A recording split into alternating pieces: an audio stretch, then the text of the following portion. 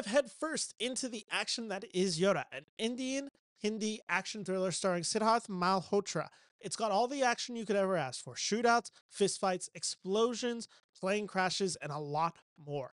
Yodha is an action movie to the extreme, but does that make it noteworthy? That's what I'll be talking about in today's review of Yodha, distributed by Amazon Studios and Dharma Productions. So strap in.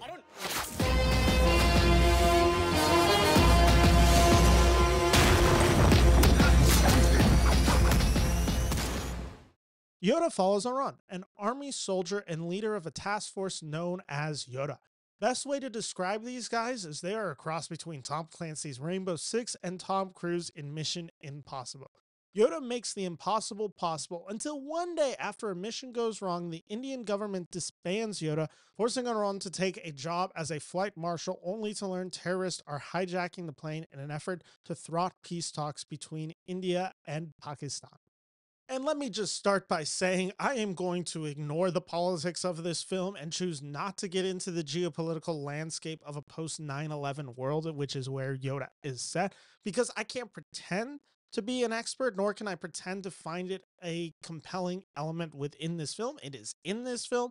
Like I said, I'm just not going to dive into it. I will say, just as a brief aside, that I did find this film overly patriotic in a way that I would say that of Michael Bay films. You can take that or leave it for what it is. That is just the tone that I felt in Yodha. We'll leave it with that because I don't want to offend anyone else, so we'll just kind of stop right there. But let's just talk about Yodha. And I want to really emphasize the action of this movie because the action is a lot in this Indian production. There is so much action, actually. It's relentless. It is so fierce, and it's happening throughout the entire 2 hour and 20-minute runtime. And it's pretty well choreographed action throughout. I found myself having fun. There are certainly visceral moments in it. There are some really good stunt choreography going on.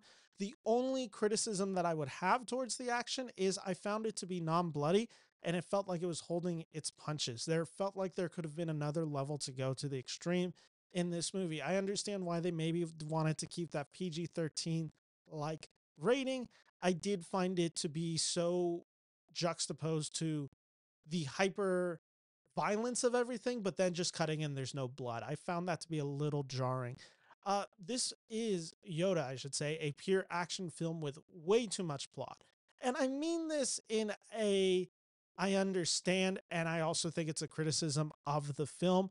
There is plot twist after plot twist within Yodha. There are allegiances that are being discovered. There's new missions that this main character of Arun has to go on. And there's so many set pieces. Just off the top of my head, you got the set piece by the border, which kickstarts the film. You got the airport set piece, which is where the mission goes wrong. You have this airplane set piece a few months or years later. And then you have this final action shootout that is really the end of the film. So those are 4 set pieces, and they're each of varying degrees of long. Obviously, the airplane one is the longest of it because that is really the main set piece of this film. But the set piece by the border, for instance, is a set piece that goes on for probably about 10 to 15 minutes. And it does really slow down the pace of the film. I didn't actually know what film I was watching until 45 minutes in, and I understood. I was like, oh, this is the terrorist attack on a plane going on. Now I get what this movie is, and that is the meat and potatoes of the film. But for the first 45 minutes, I'm like, oh, okay, this is a Mission Impossible film. This is a Rainbow Six type film. This is a team movie. I didn't see any trailers, so I just didn't know. And then I'm like, oh, okay, we're finally getting to the part of that the movie is actually there. So we could definitely have sped that up a lot to get to those moments. And so, yeah, while there are a few too many set pieces and there are just far too many stories going along, you're always trying to figure out who's working with who. You're trying to figure out who's betraying who. All of those, like the classic twist and turns of the movie, you start suspecting who's working with the other side. So it becomes a little repetitive, and it's about 2 plot twists too many to have in this film, especially as it goes on, where it's just like something will appear and the music will sell up, and you're like, oh, okay, sure. Let's get through this, and we know this is about to happen, and then we're gonna get into the third set action piece. But once we actually get into the meat and potatoes of this film, it becomes a pretty thrilling ride. I want to talk about the actor Sidharth Malhotra. Again, apologies if I'm mispronouncing that name. I hope I didn't, or at least I hope I pronounced it in a way good enough for people to understand which name I was saying. I really liked him in this movie. I think he is a really good leading action man. He is super charismatic. He's super handsome. My God, that man looks good. And he sells the action well in this movie. He had just the right amount of hard chemistry with everyone in the cast that I was enveloped in what he was doing, and he was able to hold the screen in this movie where there's other actors in it where I felt the either overtly cheesiness coming out with some of the actors. There's a female flight attendant who was like maybe about two steps too much in this movie, where she was so up here versus the rest of the film, which is already a hyper violent, crazy film, that her being even outpacing that, I was like, wow, she's going big with this role. And there's a few other of those performances throughout, and I'm not going to really talk about them because a few of them are spoilers. But let's just say some of the villain performances do get a little huge, and even huge for a scene chewing villain character. But yeah, I think Malhotra does a really good job just grounding the film in its action and having a lot of fun with this role. He's kind of, like I said, this mix between, I think John McClane of Die Hard is a good comparison.